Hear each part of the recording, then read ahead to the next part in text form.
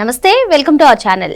Telugu Desam party 44వ ఆవిర్భావ దినోత్సవం సందర్భంగా ఏపీ ముఖ్యమంత్రి నారా చంద్రబాబు నాయుడు గారు ఆ పార్టీ సీనియర్ కార్యకర్తలను అందరినీ కూడా స్టేజ్ మీద కూర్చోబెట్టి మరోపక్క చంద్రబాబు నాయుడు గారు, లోకేష్ గారు తమ నివాసానికి పిలిపించుకుని విందు ఇచ్చి వాళ్ళని సన్మానించారు. ఇదిలా ఉంటే మరోపక్క లక్ష్మీ పార్వతి అసలు టీడీపీ కానివ్వండి, ఎన్టీఆర్ పేరు కూడా ప్రస్తావించే అర్హత చంద్రబాబు నాయుడు గారికి లేదు అంటూనే అసలు జగన్మోహన్ రెడ్డి గారికి రాజకీయ విలువలకు చంద్రబాబు నాయుడు గారు ఎక్కడ సరితూగరు అనే కామెంట్స్ కూడా చేస్తున్నారు. వీటన్నిటిని ఎలా చూడాలి తెలుసుకునే ప్రయత్నం చేద్దాం. దీన్ని విశ్లేషించడానికి మనతో పాటుగా ఉన్నారు ఏపీ ఖమ్మ కార్పొరేషన్ డైరెక్టర్ అరసిమెల్లి శ్రీనివాస్ గారు. నమస్తే సార్. నమస్కారం అండి. సార్, ఒక పక్క 44వ ఆవిర్భావ దినోత్సవ వేడుకలు దేశంలో ఏ పార్టీ కూడా చేయనంత రీతిలో కార్యకర్తలను స్టేజ్ మీద కూర్చోబెట్టి ఇంటికి పిలిపించుకుని అధినేత వారికి విందులు ఇచ్చి సన్మానాలు చేసి పంపించారు సార్. మరోపక్క చూసుకున్నట్లయితే ఆ పార్టీ గురించి కానివ్వండి, పార్టీని స్థాపించినటువంటి ఎన్టీఆర్ పేరు గురించి కూడా ప్రస్తావించే అర్హత లేదు అంటూ లక్ష్మీ పార్వతి మరి అదే రోజు ప్రెస్ మీట్ పెట్టడం కానివ్వండి,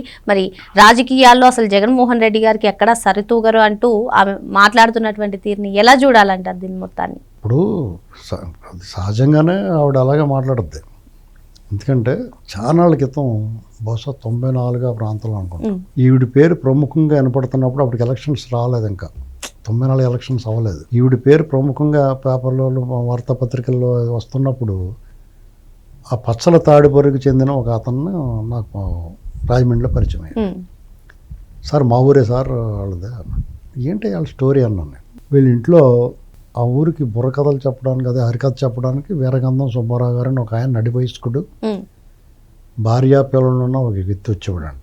వచ్చిన సాధారణంగా హరికథ కాలక్షేపం చేసిన, పురాణ కాలక్షేపాలు చేయడానికి వచ్చిన ఎవరన్నా ఈ భాగవతులు ఇలాంటి వాళ్ళు కొంతమంది వస్తారు. వాళ్ళకి కొంతమంది ఆశ్రయం ఇస్తారు ఏదో ఒక ఇంట్లో. ఆ గ్రామంలో ఏదో ఒక ఇంట్లో వాళ్ళకి భోజనం వసతి ఏర్పాటు చేస్తారు.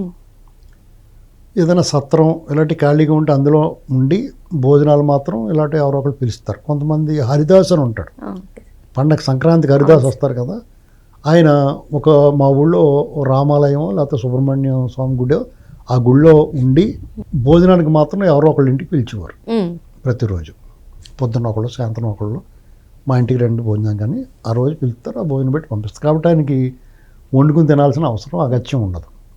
అలాగే ఈ హరికథా కాలక్షేపం చేసే వాళ్ళు కూడా ఎక్కడో చోట వసతి, భోజనం రెండూ కూడా దొరికేలాగా వీళ్ళ ఇంటికాడ ఇచ్చేవారు అకామిడేషన్. దాని నిమిత్తం అతను ఎంతో కొంత ఇచ్చేవాడేమో. అలాగే పరిచయం అయ్యి జాగ్రత్తగా లైన్లో పెట్టేసుకుంది. అర్థమైందా? మరి ఆయన లైన్లో పెట్టేసుకున్నట్టు తెలియదు. అంటే ఇది చాలామంది ఎలా మాట్లాడచ్చు, ఇంత వయసు ఉంది మీరు పెద్దోళ్ళు కదా అని అంటారు. ఆవిడ మాట్లాడి మాటలు విన్న తర్వాత ఇంతకన్నా దారుణంగా మాట్లాడాలని ఉంది నాకు నిజంగానే. కానీ మా బాబు గారు గట్ట ఒప్పుకోరు, చంద్రబాబు గారు వాళ్ళు తప్పు అంటాడు.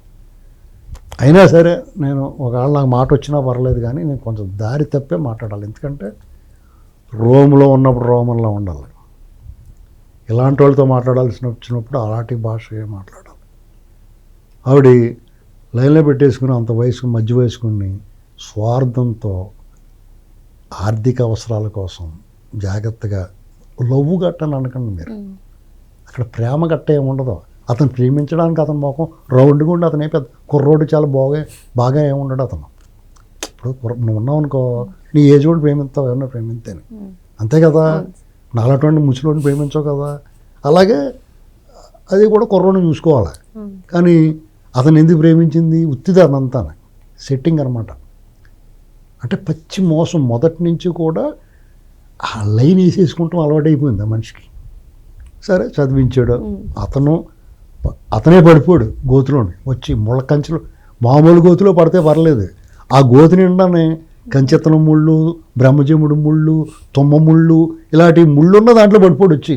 ఒంటి నిండా గుచ్చిపోయి అవి ఒకటి తీసుకుని లోపలని ఈవిడ పీజీ గట్ట చేసేసింది. ఈ లోపల ఎన్టీ రామారావు గారు కనిపించాడు. భలే ఆయన 60 ఏళ్ళు వచ్చినా కానీ మంచి అందగట్టు కదా. మనం ఏమో ట్రాక్ మార్చాలనుకుందా, లైన్ మార్చేసింది. ఆయన దగ్గరికి వెళ్ళి మీ అభిమాని, అలాగే అందరిలాగే అభిమాని అని వెళ్ళింది. పదే వెళ్ళిపోయేది. ఈయన్ని కూడా తీసుకుపోయేది, ఇద్దరు కలిసిపోయేవారు. వెళ్తుంటే ఆయన కూడా ఏమనుకున్నాడు, రామారావు గారి దగ్గరికి వెళ్ళిపోతున్నాం అనుకున్నాడు. కానీ పాపం ఈవిడి మనసులో ఉన్నది అగాధం, అంతరంగం. ఇటువంటి మనుషుల అంతరంగం అగాధంలో ఉంటుంది, అంతు చెక్కదు మీకు. అలాంటి దాంట్లో పడిపోయాడు. మెల్లగా వెళ్ళేసి అక్కడ చేరిపోయింది. జీవిత కథ రాస్తాను, ఆ కథ రాస్తాను, ఈ కథ రాస్తాను. కరెక్ట్గా అదే సమయానికి ఆయనకి అనారోగ్యం, రకరకాల కారణం తుమ్మ జిగిరెట్టు అంటించినట్టు అంటిపోయింది. ఒకసారి దరిద్రం ఎలాగ అంటుకుంటుందంటే మనకి, మనం తొక్కాలను తొక్కుతామా పెంట, తొక్కం కదా, వెళ్తున్నప్పుడు అనుకోకుండా తొక్కేస్తాం. ఆ వాసన మనకు కూడా వచ్చేద్ది. కడుక్కోలేదనుకో ఎండ కడిగేసుకుంటే బాబోయ్ వాసన వచ్చేస్తుందని. కడుక్కోకపోతే ఇంటికి వచ్చేద్ది, ఇంట్లోకి వచ్చేద్ది వాసన అలా పట్టుకుంటుంటుంది. ఇంట్లోకి వచ్చిన వాసన గబక్కన బయటకు పోవద్దు కదా, అలా తగులుకుందని అంటాను నేను. అలాంటి మహానుభావుడు, ఆజానుబాహుడు, అరవింద దళాయతాక్షుడు, శ్రీరామచంద్రుడు, శ్రీకృష్ణుడు, దైవస్వరూపుడు, దేవతారూపుడు. నీలాంటి అంటే నేను మామూలుగా పోలుస్తాను, నేను వస్తువులతోటి పనులతోటి పోలుస్తాను మనుషుల్ని. ఇంకా అలా పోల్చట్లేదు నేను, ఎందుకంటే ఎంతో కొంత రామారావు గారికి తగిలించుకున్నాడు కాబట్టి. నేను ఒకటి, ఆయనకి నిజంగా నువ్వు నీ ఏ స్వార్థంతో వచ్చినా నీ జీవితం సౌఖ్యంగా, సౌకర్యవంతంగా, విలాసంగా, మరింత ఉన్నతంగా బతకటానికి ఉపయోగించుకోవాలి. ఆయన వల్ల నీకు ఒక హోదా వచ్చింది, ఒక గౌరవం లభించింది. ఉమ్మడి ఆంధ్రప్రదేశ్లోని పేరు పొందిన కొమ్ములు తిరిగిన నాయకులు నిన్ను అభిమానించారు, ఇష్టమో అయిష్టంగానో ఏదో రూపంలో నిన్ను ఆదరించారు. రామారావు గారితో పాటు ప్రజలు ఆదరించారు. రామారావు గారి ముఖం చూసి మాలాంటి వాళ్ళకి డోకొచ్చేస్తున్నా కానీ భరించాం. ఒకసారి ఆనందం తాగుతుంటే చిరాకు వచ్చేద్ది మనకి, అయినా సరే తాగుతాం కదా, అలాగే భరించాం. దాన్ని నువ్వు నీ జీవితాన్ని స్థిరపరచుకోవడం, నీ కొడుకు డాక్టర్ అయ్యాడు, అతని జీవితం ఇంకా బాగా ఫిలింనగర్లో ఇల్లు వచ్చిందా, రామారావు గారు ఒక ఇల్లు ఇచ్చాడా, గండిపేటలో ఎంతో కొంత ఇచ్చాడా, ఎంత డబ్బు ఇచ్చారా? రామారావు గారు చచ్చిపోయేటప్పుడు ఉన్న డబ్బు, బంగారం, ఆ వజ్రాలు, వైడూర్యాలు, నగల గేకలు అన్నీ దొబ్బేసావా? అవన్నీ ఇంకోటి ఎవడో దొబ్బేసాడా? నువ్వు చెప్పుకోవడానికి లేదు. తేలిగుట్టిన దొంగలా నోరు మూసి కూరుకోవాల్సి వచ్చింది. ఇలాంటివన్నీ చేసి నువ్వు మూసుకుని కూర్చుని ఉంటే నీకు చాలా గౌరవం ఉంటుంది. రామారావు గారి దగ్గర నుంచి పార్టీని, అధికారాన్ని హస్తగతం చేసుకున్నాడని ఎడుతున్నావు నువ్వు. ఆ బాధ నీకు కాదు ఉండాల్సింది, మాకు ఉండాలి. ఎందుకంటే మేము పార్టీ ఆవిర్భావం నుంచి ఆ పార్టీ రథచక్రాలు మేము, ఆ పార్టీని భుజాల మీద కాయలు గాసలు మోసిన వాళ్ళు మేము. ఆ పార్టీ ఇవాళ ఎలా ఉందంటే మా రక్తం, మా చెమట, మా శ్రమ, మా యుద్ధం, ఆయన దిగిపోయినప్పుడు మేము చేసిన యుద్ధం, మా పోరాటం. ఎలాంటి సంక్షోభంలో కూడా పార్టీ వెనకాల నిలబడ్డాం మేము. నువ్వెప్పుడు నిలబడ్డావు? అది నువ్వెప్పుడు వచ్చావు? నీకేంటి సంబంధం? నువ్వు ఇవాళ రామారావు గారి గురించి, రామారావు గారు నీలాంటి వాళ్ళు కోట్లాది మంది ఫోన్ చేసుకున్నారు. నీకు దక్కింది అదృష్టం. ఆ ఇంట్లోకి వెళ్ళిపోయావు, ఆయన తాకావు, ఆయన స్పర్శ నీకు లభించింది, ఆయన సేవ చేసుకునే భాగ్యం నీకు లభించింది.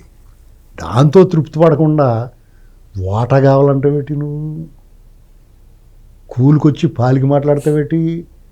నీ దగ్గర నేను కూలికి వచ్చాను, నువ్వు కూలి డబ్బులు ఇస్తే లెక్కెట్టుకుని పోవాలి. తలకుట్ట తీసుకుని దులుపుకుని భుజం మీద వేసుకుని తలపాగా చుట్టుకుని కూలి పని చేస్తాం కదా, అయిపోయిందా తలపాగా తీసుకుని ఇలా దులుపుకుని మెల్ల వేసుకుని నువ్వు ఇచ్చిన డబ్బులు లెక్కెట్టుకుని జైలు పెట్టుకుని ఇంటికి పోవాలి. అంతేగాని అందులో వాటా ఇవ్వడానికి కూర్చుంటావు ఇంట్లోని. ఎవడికెళ్ళి నొప్పి నీకు ఎందుకు వచ్చేస్తుంది?